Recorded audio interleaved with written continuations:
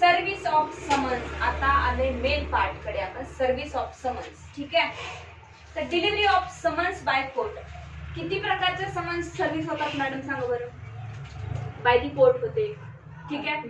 पहिला नाही ते नाही, by the court. First service of summon काय आहे? By the court.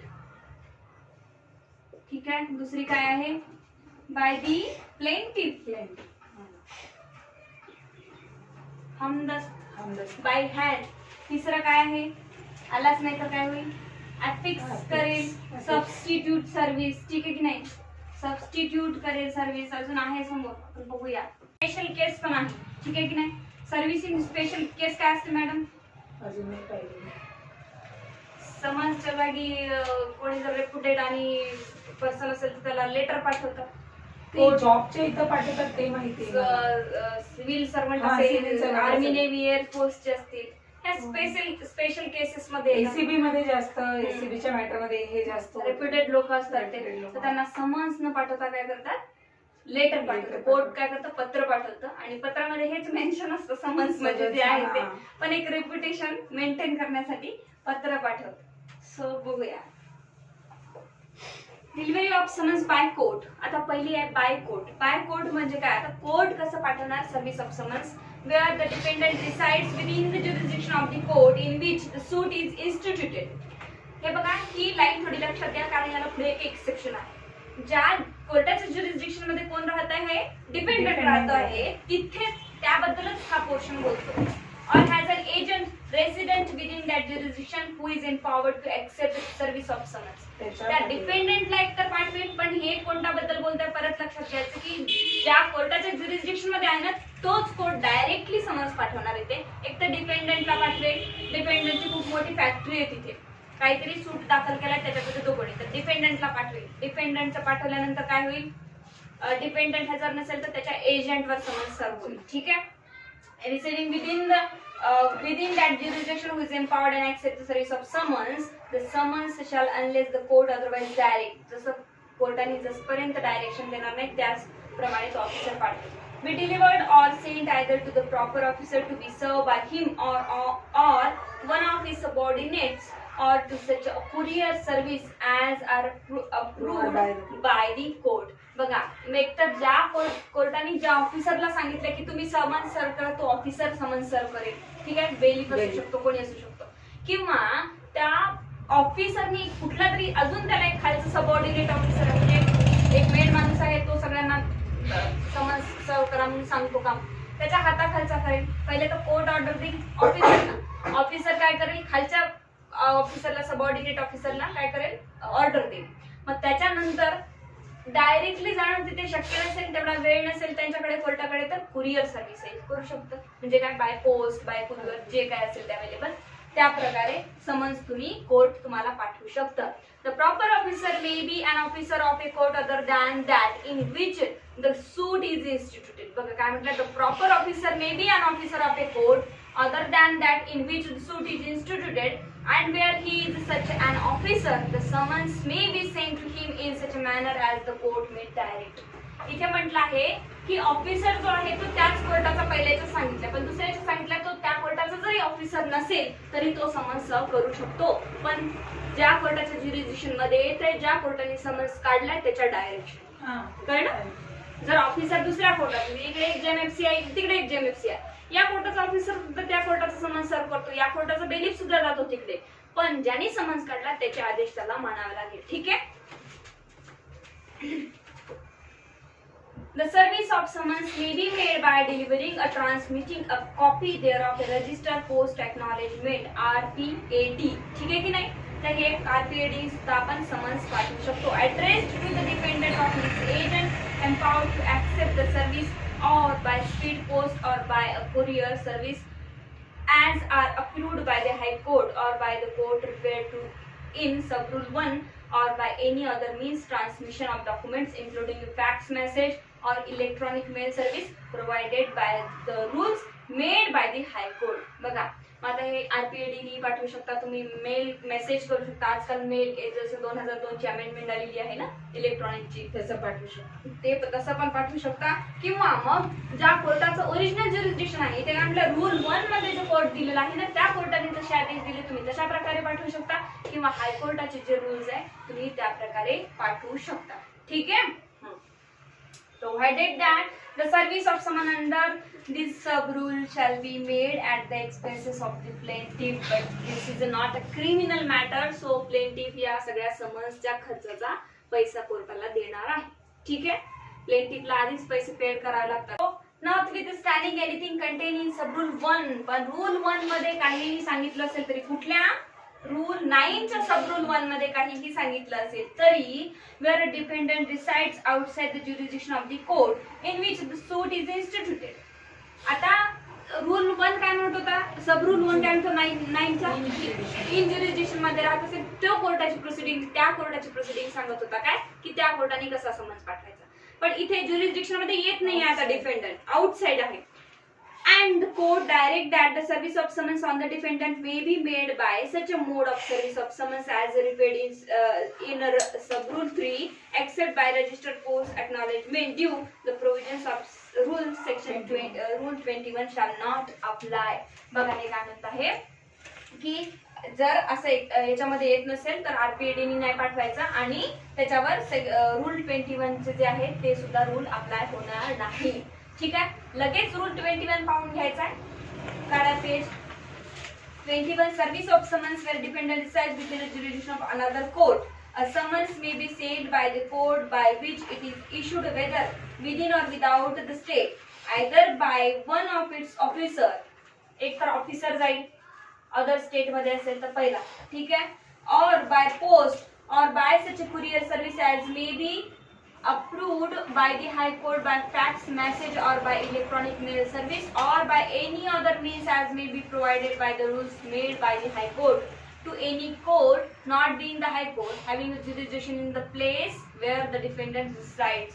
बघा इथे काय म्हटलं आहे की मेसेजनी पाठवा, फॅक्सनी पाठवा, ऑफिसर जाऊन स्वतः पाठवा, बाकीचे कुठलेही प्रोसिडिंग तुम्ही यूज करा, फक्त RPAD हा जाणार नाही.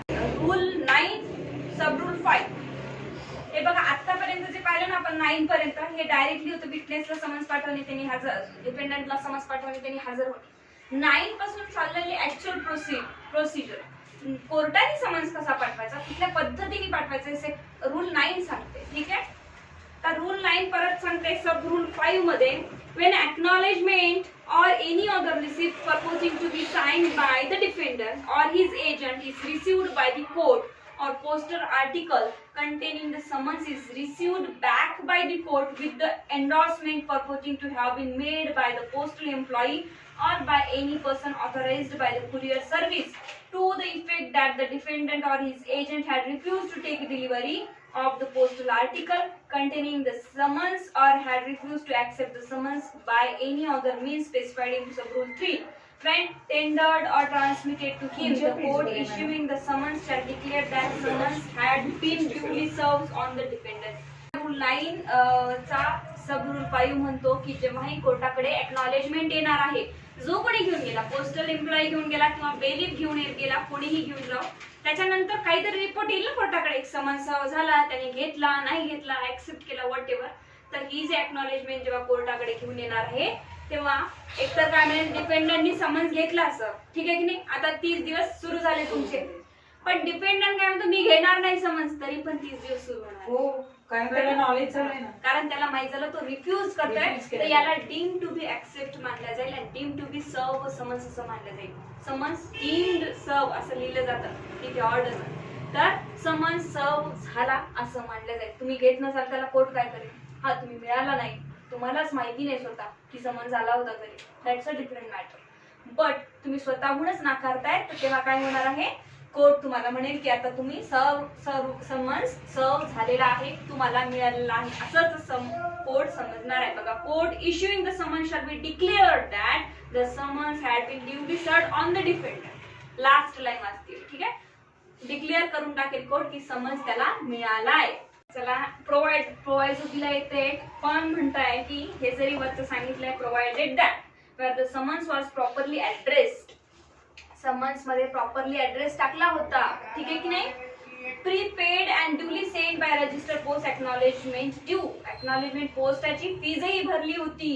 The declaration referred to in this sub rule shall be made notwithstanding the fact that the acknowledgement having been lost or mislaid or for any other reason has not been received by the court within a 30 days from that date of issue of summons. बघा आता इथे म्हटलं आहे की कोर्टाने पोस्टाची फीजही भरली होती आणि प्रॉपरली ऍड्रेस टाकला होता, पण तरीही 30 दिवसाच्या आत अजून कोर्टाकडे कुठलीच एक्नॉलेजमेंट आली नाही आहे. मग हरवली काय, समन्स मिसलीड झालं का, तरी कोर्ट काय समजण्यात येईल की समन्स झालं. कारण काय, ऍड्रेस बरोबर होता आणि पोस्टाने पोस्टाचं काम व्यवस्थित केलं. दॅट्स इट, समन्स सर्व झाला. The High Court or a district judge, as the case may be, shall prepare a panel of courier agencies for the purpose of sub rule 1. बघा, हाय कोर्ट किंवा आपलं डिस्ट्रिक्ट कोर्ट एक panel तयार करत असते service कुरिअरचं, ठीक आहे, कोर्टासाठी ते काम करतं. इथे ज्या कुरिअर सर्व्हिस आहे ना पर्टिक्युलरली त्याचं एक पॅनल तयार होतं की याच लोकांनी नेहमी समन्स पाठवायचे. बस. Rule 9 summons given to the plaintiff for service.